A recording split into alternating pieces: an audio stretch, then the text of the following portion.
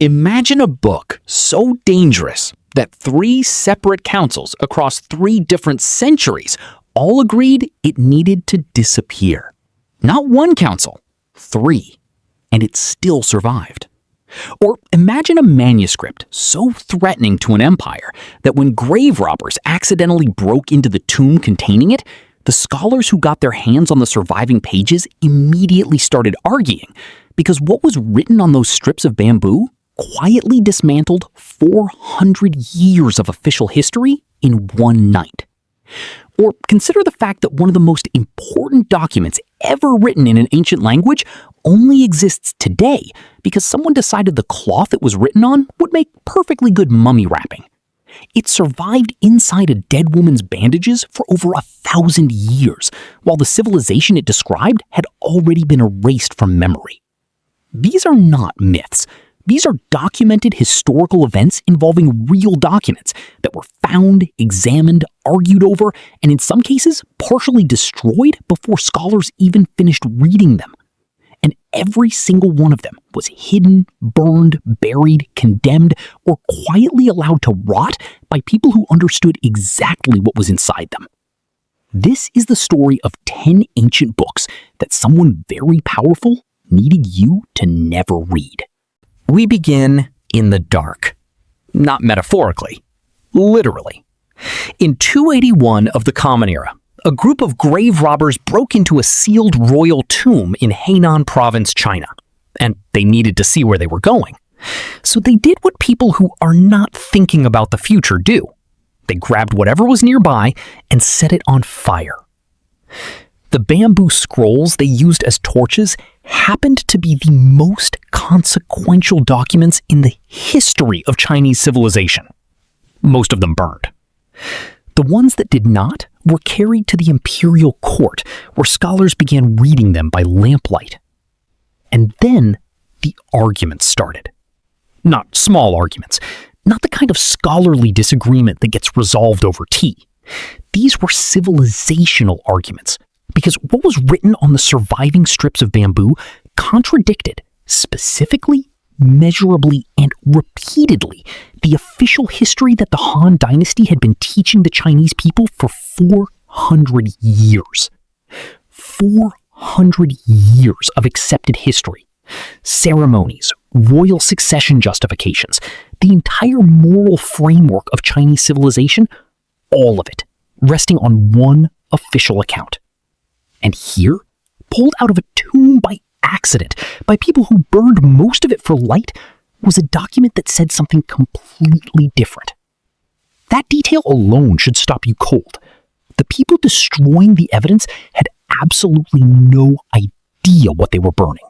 The tomb belonged to King Shang of Wei, who died in 296 BCE.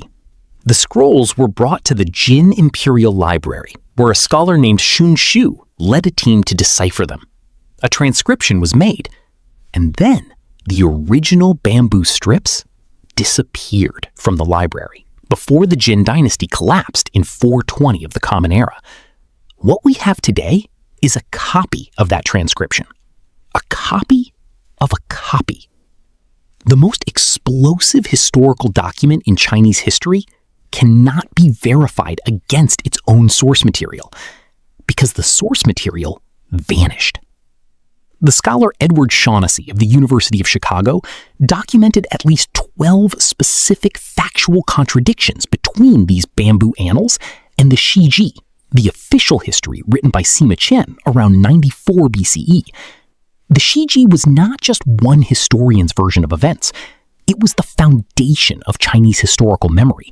It gave dynasties their moral claim to rule for centuries. And the bamboo annals said it was wrong. The most explosive contradiction involves the legendary Emperor Shun, one of the most revered figures in the entire Confucian tradition. The Shiji presents him as a benevolent ruler, peacefully chosen by his predecessor Yao. The bamboo annals says he imprisoned Yao and seized power by force. When later scholars encountered that passage, they did not examine it. They argued it must be a forgery, because it contradicted what they already believed. The text was not evaluated on whether it was true. It was evaluated on whether it was convenient. From China, we move to a moment in 180 of the Common Era, where a bishop named Irenaeus of Lyon is writing a furious letter. He has read something dangerous enough to warn the entire church about. A text is circulating, he writes. He calls it a fictitious history that certain communities style the Gospel of Judas. He condemns it and moves on, confident that mentioning it and condemning it in the same breath is enough to handle the problem. He had no idea that by mentioning it at all, he had just become its first archivist. And he could not have known that nearly 1,800 years later, that same text would reappear in a Swiss restoration laboratory, barely holding together, having spent roughly 16 years in a safe deposit box in Hicksville, New York, where it deteriorated so severely that an estimated 15% of its content was permanently destroyed before anyone with the skills to read it even touched it. The physical object that survived is called the Codex Chacos. It entered the antiquities black market and sat in that New York safe while pieces of it flaked into dust, carrying words that no human being will ever read again. Radiocarbon dating placed the surviving copy at 220 to 340 of the Common Era, but Irenaeus had already condemned it in 180 CE, meaning the text he was condemning was at least 40 years older than the copy we have. The suppression began before the manuscript we hold today was even made. What the Gospel of Judas describes is a theological world so different from anything in the canonical Bible that it does not read like a variation. It reads like an entirely different religion. Jesus in this text laughs at his disciples when they pray. He teaches Judas alone about the true nature of the cosmos, framing the betrayal not as treachery, but as the fulfillment of an explicit instruction given by Jesus himself. Then a scholar named April DeConnick of Rice University published a critical re-examination in 2007, arguing that translation errors had made Judas appear heroic when the Coptic text more plausibly identified him as a demonic figure. That controversy did not settle the theological question. It deepened it, because the meaning of the entire document now turns on translation choices made in individual Coptic words by people working with a manuscript already 15% destroyed. The historian Elaine Pagels of Princeton documented that early Christian communities in the 2nd century were extraordinarily diverse, and that the councils of Nicaea in 325 CE and Laodicea in 363 CE eliminated not just fringe ideas, but entire theological traditions with their own scriptures. Here is the timeline problem nobody discusses calmly. Irenaeus condemned the Gospel of Judas in 180 CE. The Council of Nicaea did not happen until 325 CE. That is a gap of 145 years.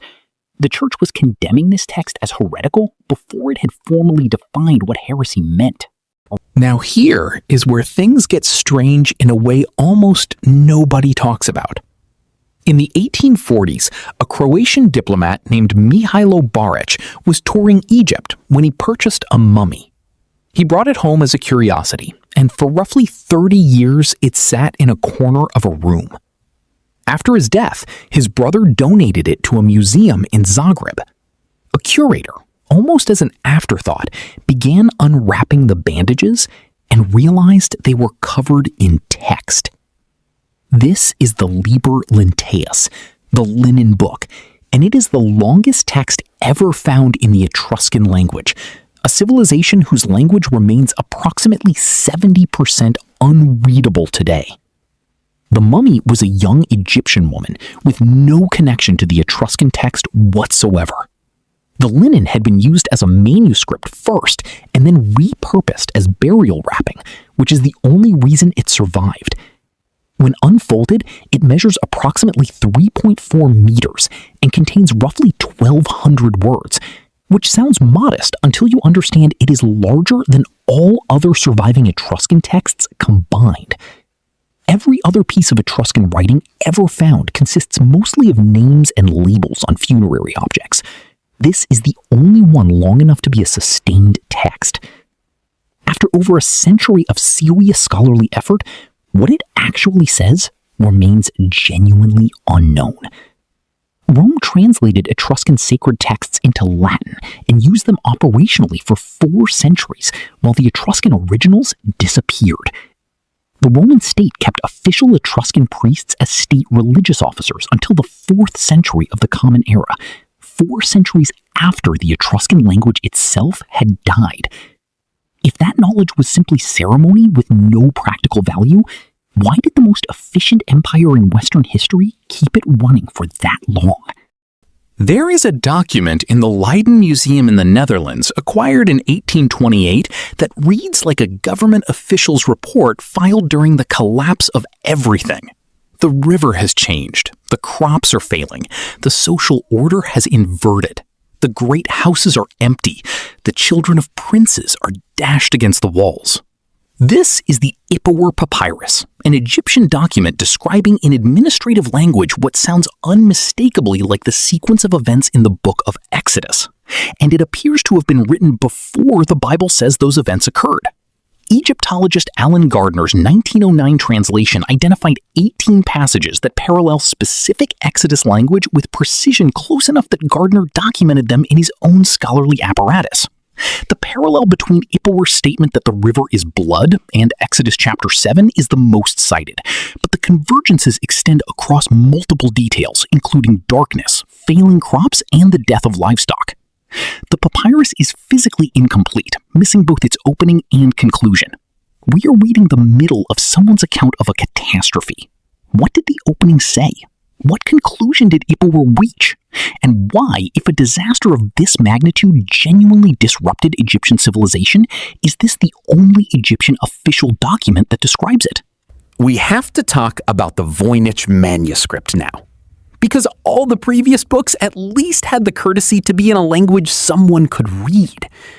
The Voynich manuscript does not extend that courtesy to anyone. It has survived 600 years. The National Security Agency examined it. The code breakers of the Second World War gave it their full attention. Oxford linguists worked it for decades. The most advanced machine learning models on Earth processed every glyph of it. Every single one of them failed completely. Wilfrid Voynich purchased it in 1912 from a Jesuit college near Frascati, Italy. A letter found with it stated it had once belonged to Holy Roman Emperor Rudolph II, who reportedly paid 600 gold ducats, equivalent to roughly $100,000 today. Radiocarbon dating placed the vellum between 1404 and 1438 of the Common Era. The manuscript contains approximately 240 pages, covered in a script forming roughly 35,000 individual words. Jorge Stolfi of the University of Campinas confirmed the text exhibits statistical properties consistent with natural human language.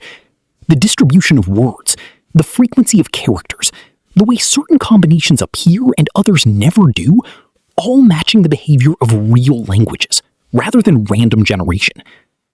William Friedman, the man who broke Japanese military codes during the Second World War, spent years on this manuscript and died without solving it. The illustrations depict approximately 113 plant species, matched to no real botanical specimen anywhere on Earth. The astronomical section contains circular diagrams corresponding to no known zodiacal tradition in any culture on the planet. The biological section shows figures in pools of liquid, connected by elaborate structures with no parallel in any known medieval medical text. A researcher demonstrated in 2004 that a simple grid device could generate statistically similar text, arguing hoax. But that demonstration cannot explain why the Voynich text shows consistent internal grammatical structure across 240 pages. Meaningless generated text does not develop syntactic patterns persisting across an entire document. And if it was a hoax to deceive a sophisticated buyer into paying $100,000, why has no second example of this script ever surfaced anywhere in the world, across 6 centuries of searching? The year is 1562. Bishop Diego de Landa is standing in the town square of Mani in the Yucatan Peninsula, setting fire to every Maya book he can find. He will later write that the Maya used certain characters, which they wrote in their books about the antiquities and sciences. Then he burned them anyway. In one afternoon, in one square, he destroyed the accumulated astronomical, mathematical, historical, and medical knowledge of a civilization that had been recording that knowledge for over 1,000 years. Of what is estimated to have been thousands of individual Maya books, 4 survive. And one of them contains information that has no business existing in a world without telescopes. The Dresden Codex was purchased in Vienna in 1739 and survived the Allied firebombing of Dresden in 1945, water damaged but intact. The Venus tables inside are the object of justified astonishment in every serious astronomical history. The Maya tracked the synodic cycle of Venus and arrived at a calculated period of 583.92 days. The actual period, as modern astronomy measures it, is 583.924 days. The Maya were accurate to within 0.004 of a day per cycle. Anthony Aveni of Colgate University documented that across the 384-year Great Venus cycle, this accuracy accumulates to a total error of less than 2 minutes. That level of precision was not achieved in European astronomy until the 17th century, when telescopes made it possible. The Maya did it without telescopes. De Landa recorded that the Maya response to the burning was grief, as if it pained them to the heart. That is not the response of people watching irrelevant superstition destroyed. Scholars estimate less than 0.1% of all pre-contact Maya texts survived. The Maya long count calendar the Dresden Codex is calibrated against begins at a specific astronomical date corresponding to 3114 BCE. Something happened then that their entire system was organized around. We burned the books that might have said what it was. Isaac Newton wrote the Principia Mathematica, codified the laws of motion, invented calculus, and described the mechanics of the solar system with precision not superseded for over 200 years. He was by any measure the most mathematically rigorous mind of the 17th century, and he spent more time studying one ancient text of 13 lines than he spent writing the Principia. He kept this work entirely private. He never published it. When he died, his heirs moved the manuscripts into storage, where they sat largely unexamined for 250 years. The text Newton was studying is the Emerald Tablet, attributed to a legendary figure called Hermes Trismegistus, associated with wisdom literature that surfaced in the ancient world, as if from somewhere older than the cultures transmitting it. Newton's handwritten translation is catalogued in the King's College Cambridge collection. Historian Betty Jo Teeter Dobbs documented in 1975 that this Hermetic research was not a youthful eccentricity. It ran parallel to his public scientific work his entire career. No original physical object has ever been found. There was only text reproduced across 5 distinct Arabic and Latin manuscript traditions that differ substantially, suggesting transmission through multiple independent chains, rather than a single source of copying. Newton's translation of the most famous line reads, "That which is below corresponds to that which is above, and that which is above corresponds to that which is below, to accomplish the miracle of the one thing." His private annotations engage with this not as poetry, but as a technical statement about how forces operate simultaneously at microscopic and macroscopic scales, a principle modern physics calls scale invariance, the property fractals exhibit, a property underlying the relationship between quantum mechanics and classical physics. Newton was not projecting modern concepts backward. He was the person who drew the boundary between natural philosophy and the occult more clearly than anyone else in history. His public work defined what counted as science for 2 centuries, and he chose privately throughout his entire career to keep working on 13 lines written on a tablet nobody has ever physically found. That was not confusion. That was a deliberate choice by the most critical thinker of his age. Now we arrive at the one that survived because a shepherd threw a rock. In early 1947, a Bedouin shepherd named Mohammed Ed-Dib threw a stone into a cave on the northwestern shore of the Dead Sea and heard something shatter. What he found inside became the largest biblical manuscript discovery in history. Over the following decade, 11 caves yielded approximately 900 manuscripts. Among them were multiple copies of the Book of Enoch, formally excluded from the biblical canon by the Council of Laodicea in 363 of the Common Era, reinforced by the Synod of Hippo in 393 CE and the Council of Carthage in 397 CE. Before this discovery, the only complete surviving copy existed in Classical Ethiopian, preserved by the Ethiopian Orthodox Church as canonical scripture for 1,500 years, while the rest of the Christian world was instructed to regard it as non-existent. 7 complete or near-complete copies were found among the Dead Sea Scrolls, present in greater numbers than some books eventually canonized. The community that made those copies did not treat it as marginal. They copied it repeatedly, as if losing it was unacceptable. The section generating the most serious scholarly discussion is chapter 72 through 82, known as the Book of Luminaries. It describes the mechanics of the sun and moon with specificity that has no comfortable explanation. The sun's angular movement through the sky at different times of year, the changing ratio of daylight to darkness across seasons with specific fractional calculations, and a 364-day solar calendar divided into 4 seasons of 91 days each. This system is more mathematically coherent than the lunar calendar in contemporary use. The text also appears to encode awareness of axial precession, the 26,000-year wobble of Earth's rotational axis. Hipparchus is credited with formally identifying precession in approximately 127 BCE. The earliest sections of the Book of Enoch are dated to between 300 and 100 BCE. But the astronomical knowledge encoded fits a framework requiring centuries of systematic observation, not a single generation's discovery. The Council of Laodicea excluded this text on theological grounds. But the Book of Enoch is not primarily theological. It is primarily astronomical and cosmological. If it was excluded on theological grounds, the question is why a book about the mechanics of the sky was considered a theological threat at all. 7 copies were found in those caves. The Ethiopian church had kept 1 more.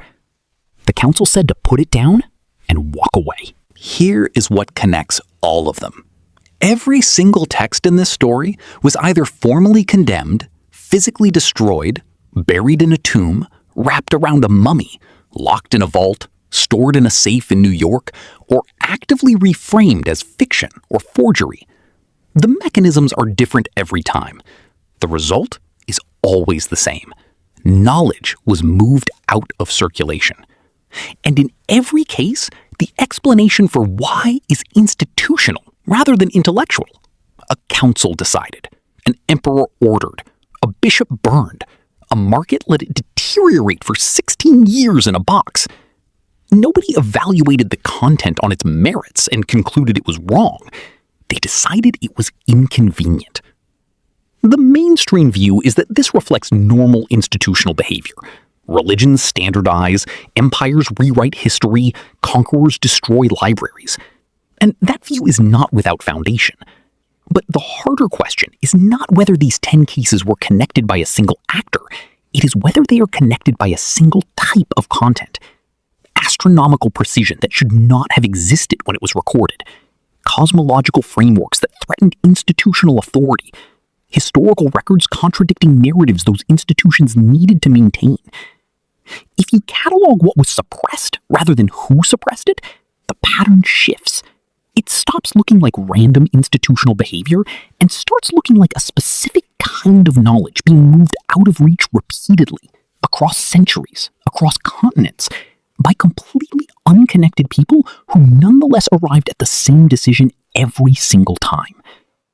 The history we have is not the whole history.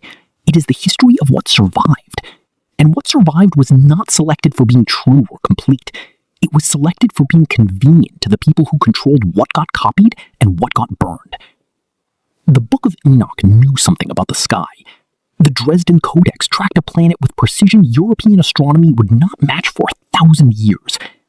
The Voynich manuscript knew something we still cannot read after 6 centuries of trying. The Bamboo Annals remembered a history that someone in power needed forgotten. These are not small things. They are glimpses of a world of knowledge that was broader and more sophisticated than the version we were handed. Most people walk through history and accept the record as given. They read what was canonized and assume that is what mattered. But you made it here, through 10 books that someone, somewhere, across many different centuries, tried to make sure you would never encounter. Sometimes the answers are in the ash. Sometimes they are in the bandages. Sometimes they are on strips of bamboo that someone almost finished burning for light. And the fact that any of it survived at all, and that you are here asking about it, is the strangest and most hopeful thing about this entire story.